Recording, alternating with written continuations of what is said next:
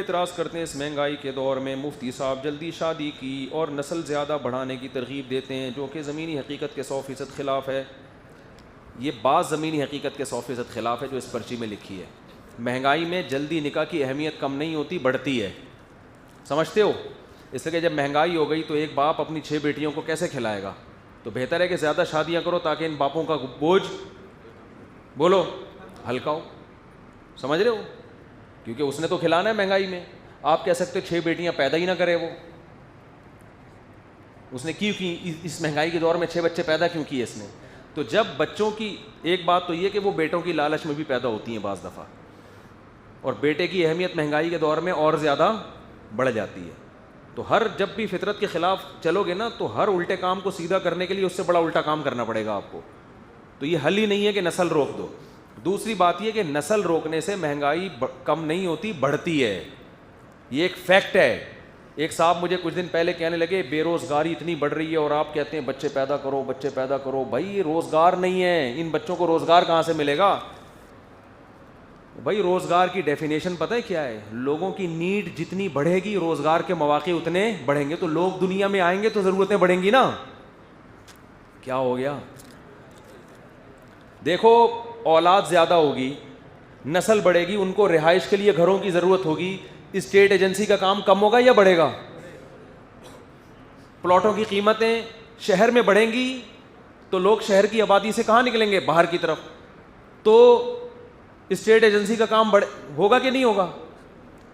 پھر جب estate agent کا کام زیادہ بڑھے گا تو اس کو اتنے ہی تعداد میں ملازمین زیادہ رکھنے پڑیں گے. تو روزگار کے مواقع کم ہو رہے ہیں زیادہ ہو رہے ہیں؟ ایک اسٹیٹ ایجنسی کی مثال دے رہا ہوں، ورنہ ہر چیز میں ایسا ہی ہے. کپڑے کی نیڈ بڑھے گی تو کپڑے کے کاروبار بڑھے گا. پانی کی نیڈ بڑھے گی، نیسلے کمپنی نوٹ چھاپے گی. صحیح ہے نا؟ دمبے کا کام، گوشت زیادہ کھایا جائے گا تو جو چرواہے ہیں ان کا بزنس بولتے کیوں نہیں بڑھے گا. ہوٹلوں کا کام بڑھے گا. ہر کام، روزگار کے مواقع آبادی بڑھنے سے کم نہیں ہوتے بلکہ بڑھتے ہیں. یہی وجہ ہے کہ لوگ شہروں کا رخ کرتے ہیں روزگار کے لیے، کیونکہ شہروں میں آبادی زیادہ ہوتی ہے. جنگلوں میں نہیں جاتے، جنگل میں 2 آدمی ہیں، وہاں تھوڑی روزگار ہے کوئی. تو جتنی آبادی بڑھتی ہے روزگار کے مواقع کم نہیں ہوتے بلکہ اس سے بڑھتے ہیں. باصلاحیت لوگ بھی پیدا ہوتے ہیں اس سے. اور اب اسٹیٹ ایجنسی کی مثال دیکھ لو. آبادی بڑھے گی تو اسٹیٹ ایجنسی کا کام بڑھے گا، سریے کا کام بڑھے گا جب ان کو گھر کی ضرورت ہوگی. کیا خیال ہے؟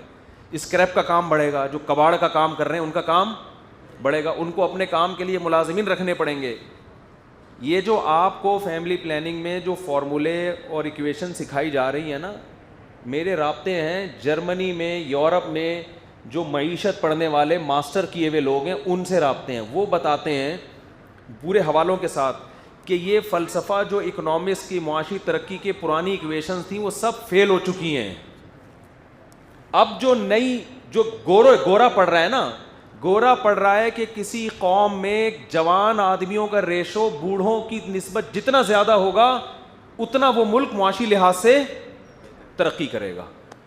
جوانوں کا ریشو بوڑھوں سے زیادہ ہونا چاہیے تاکہ کمانے والے زیادہ، کھانے والے کم ہو. اور جوانوں کا ریشو، گروتھ ریشو بڑھنے سے زیادہ ہوتا ہے. جاپان میں بڈھوں کا ریشو جوانوں کے برابر ہے. کیوں؟ گروتھ ریشو کم ہے. آپ کہہ سکتے ہو پھر انہوں نے اتنی ترقی کیسے کی؟ وہ پہلے کر لی ہے، وہ اپنی پرانی ترقی سے فائدہ اٹھا رہے ہیں. اگر ان کے ہاں یہ گروتھ ریشو زیادہ بڑھتا تو اس سے 10 گنا آگے جا چکے ہوتے. سمجھتے ہو کہ نہیں سمجھتے؟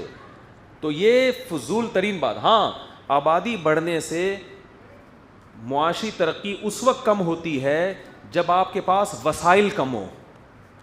سمجھ میں آ رہی ہے بات؟ وسائل کیا ہو؟ بولتے کیوں نہیں؟ کم ہو. مثال کے طور پر آبادی بڑھنے سے ہوٹل کھل رہے ہیں، صحیح ہے نا، لیکن ان کو کھلانے کے لیے، پبلک کو کھلانے کے لیے ہوٹل کے مالک کے پاس دمبے ہی نہیں ہیں. اب غربت ہوگی کہ اتنے لوگ دمبے کھانے والے مگر دمبے مارکیٹ سے کیا ہو رہے ہیں؟ شارٹ. آبادی بڑھنے سے کپڑے کی ضرورت بڑھ رہی ہے، مارکیٹ میں کپڑا ہے ہی نہیں. میں آپ کو کیلکولیشن نہیں بتا رہا، میں مشاہدہ بتا رہا ہوں. مشاہدہ، گراؤنڈ ریئلٹی وہ ہوتی ہے جو آپ کو نظر آ رہی ہے. آپ ایک تاجر بتاؤ جو کپڑے کی کمی کی وجہ سے دکان میں بیٹھا ہوا رو رہا ہو. تاجر کے لیے بڑا مسئلہ ہے کسٹمر.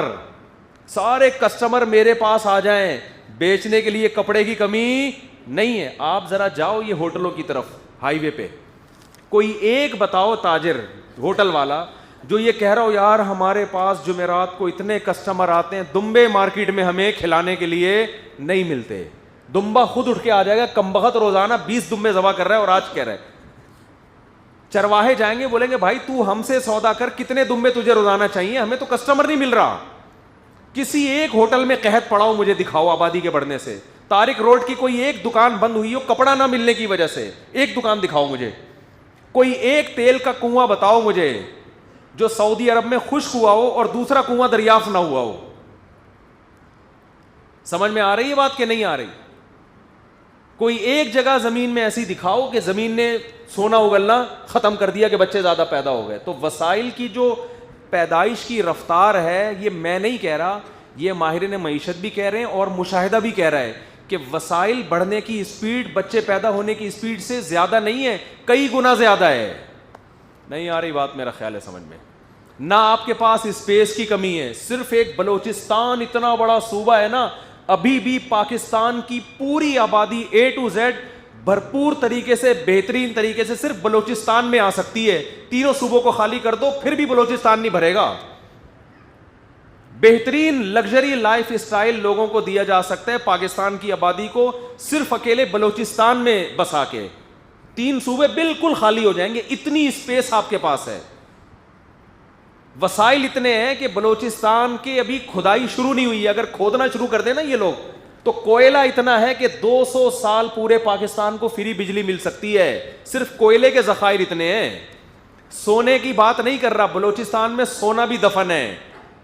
آپ پنجاب کی زمین کو اگر حقیقی معنی میں زراعت کے قابل بنا دو اور یہ کرپشن کو روک لو, پنجاب کے پاس اتنی گندم, اتنا چاول, اتنا کچھ پنجاب کی زمین سونا اگل رہی ہے کہ آپ اپنی قوم کو بھی کھلاؤ گے اور ایکسپورٹ کر کے آپ اس سے نوٹ چھاپو گے آپ, اگر یہ کرپشن ختم کر دو آپ. دنیا میں ایسا ہی ہے, دنیا میں گندم پھینکی جاتی ہے سمندروں میں, اتنی ضائع ہو رہی ہے کہ بھائی اتنی پروڈکٹ ہے کہ بندے کھانے والے اتنے نہیں ہیں. پوری دنیا میں یہی ہے, اور یورپ میں تو اور زیادہ. وہاں تو روزانہ شام کو بیکری کا سامان کچرے میں پھینکتے ہیں وہ, کہ آج کی ڈبل روٹی کل استعمال نہیں ہوگی. تو ہے نا اتنا. تو بھائی یہ مشاہدے کے بھی خلاف ہے کہ وسائل کم ہیں, اور جو ماہرین باہر کے یورپ کے ماہرین ان کی تحقیق کے بھی خلاف ہے. یہ آپ کو یہ لالی پوپ جو کھلائی جا رہی ہے نا, یہ یونیورسٹیوں کالجز میں اور میڈیا کے ذریعے, یہ صرف اس لیے کہ مسلمان اور ایشیائی قوموں کی آبادی اگر بڑھنا شروع ہو گئی تو یہ ہم پہ غالب آ جائیں گے. کیونکہ جس قوم کی آبادی بڑھتی ہے, اور آپ کی اطلاع کے لیے عرض ہے, میرے اس بیان کو لوگوں نے غلط رخ پر لے کر گئے تھے. میں نے ایک دفعہ بیان کیا تھا کہ کراچی میں پٹھانوں کی آبادی کا ریشو بڑھ رہا ہے, اس سے سیاسی سطح پہ فیوچر میں پٹھان غالب آ جائے گا. اس سے خدا کی قسم پٹھان قوم کا مذاق اڑانا مقصد نہیں تھا, صرف یہ بتانا مقصد تھا کہ سیاسی سطح پہ غلبہ بھی اسی وقت ممکن ہے جب آپ کا گروتھ ریشو بڑھے.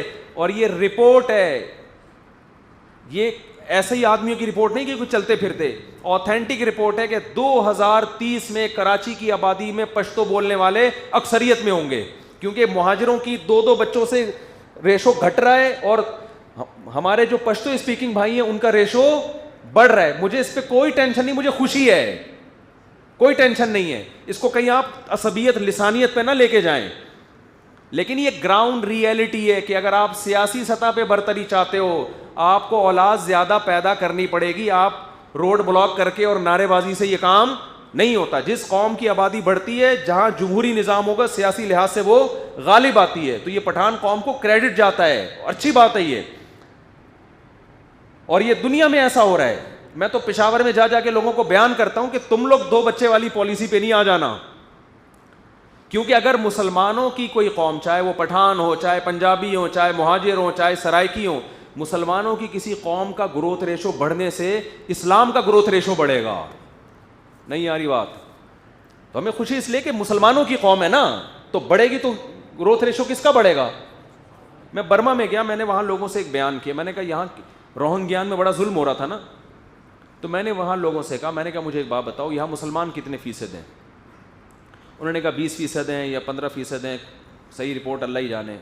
ظاہر ہے گورنمنٹ پوری صحیح رپورٹیں پیش بھی نہیں کرتی. میں نے کہا میرے وہاں بڑی بات یہ تھی کہ سب لوگ نمازی، جتنے مسلمان، مسجدیں بھری ہوئی ہوتی تھیں. میں نے ان لوگوں سے کہا، میں نے کہا دیکھو تم جو یہاں 20% ہو، کیا یہ کنورٹڈ ہو، غیر مسلم سے اسلام قبول کیا تم لوگوں نے؟ انہوں نے کہا نہیں بھائی، غیر مسلم سے اسلام قبول کرنے والے تو 2-4 ہوں گے، زیادہ تر تو وہی جو بائی بورن مسلم ہیں. میں نے کہا تمہارے ماں باپ نے بر وقت نکاح بھی کیے، اولادیں بھی ہوئیں، باپ دادا دنیا سے چلے گئے، آج لاکھوں کی آبادی مسلمانوں کی برما میں الحمدللہ موجود ہے.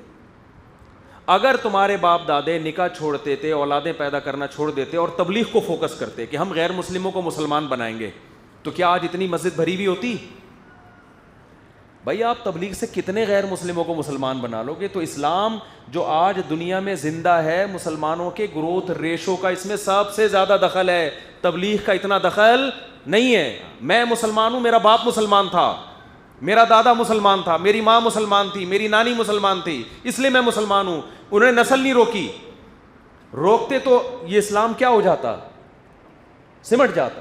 یورپ کے بہت سارے کنٹریز میں ان کی اپنے ماہرین کہہ رہے ہیں 2050 میں بغیر تبلیغ کے بھی اسلام دنیا کا سب سے بڑا مذہب ہوگا انشاءاللہ. اور یہ حقیقت رپورٹ ہے، یہ میری نہیں، ان کی رپورٹیں ہیں کہ اگر مسلمان تبلیغ کرنا چھوڑ دیں، غیر مسلموں کو مسلمان بنانا چھوڑ دیں، رائے ون کے اجتماعات پہ پابندی لگ جائے، تو بھی انہوں نے کہا کسی کا باپ بھی اسلام کو روک نہیں سکتا دنیا کا سب سے بڑا مذہب بننے سے.